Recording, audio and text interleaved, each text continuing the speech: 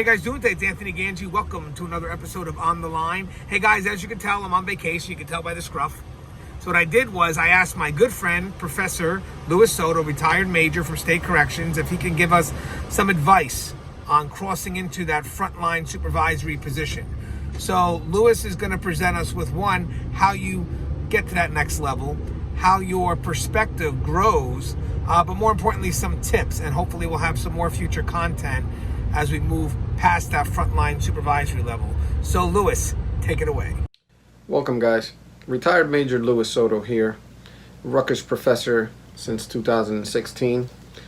And I was asked to come on the show and give you some of my experiences in moving up in rank. Obviously in our department in the state of New Jersey, for state corrections, we move up from being an officer, a recruit. 1 year later you become a senior corrections officer. You can take an exam and then you move up into civil service exam. You move up as to a sergeant's rank, and then if you're continuing in your career and move up again to lieutenant's rank, and then finally you move up to the major's rank, which is like a chief. Throughout these different ranks in the process that we go through here in the state of New Jersey, you get to learn a lot, get to experience a lot. As an officer, you get to learn and be cognizant of your own small little world, which is your unit, your tier, your job assignment, and you become very well versed in performing your duties as you go along, following policy, procedures, post orders. But once you make that first step into that first line supervisory role, you learn two things. One is that you are more responsible and more in tune with the goals of the facility than just your own little part in this big organization. So when you were an officer, you just dealt with your own little world, but as you move up in rank, now you have, one, the responsibility of not just you but others. And the second thing you learn is that some of the best officers on the tier not always amount to the best supervisor of those that work on tiers.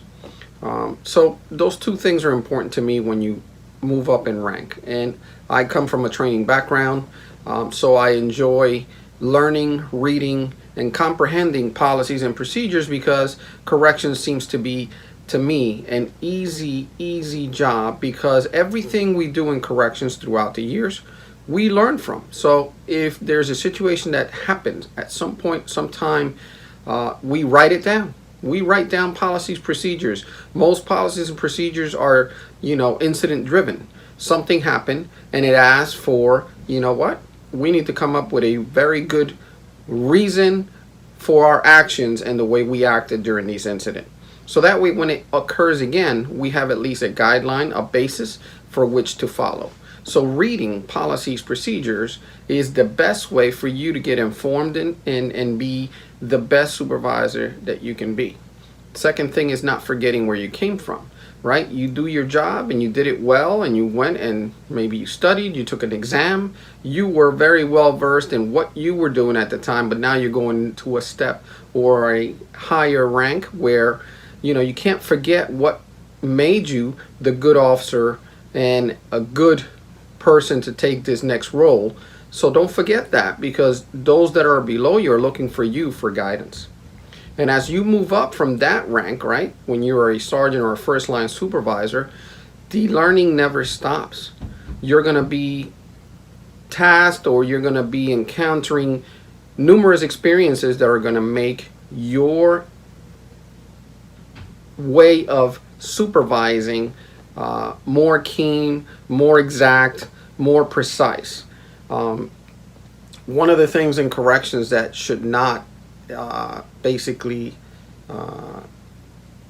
catch you off guard is that you should always have a nice, calm demeanor about yourself, no matter what the situation may be. And we know that they can be, you can go from 0 to 60 in no time. So always like they say, be fair, firm, consistent. Make sure that the staff that's below you, that's working for you, are the ones that get the accolades, right? Because you're only as good as your team. And if you develop your team, they're going to make you look good in turn. I hope this has been instrumental, right? I know I talked about the first line supervisor. Hopefully in the future we can talk about what a second level supervisor is and how to become and how to get your staff, that's, your subordinates, in tune with the goals of the institution, as well as becoming better workers for you and for the department. As always, please stay safe and good luck in your careers, and at any time reach out and we can talk, we can converse, and we can even email. So as always, please be safe.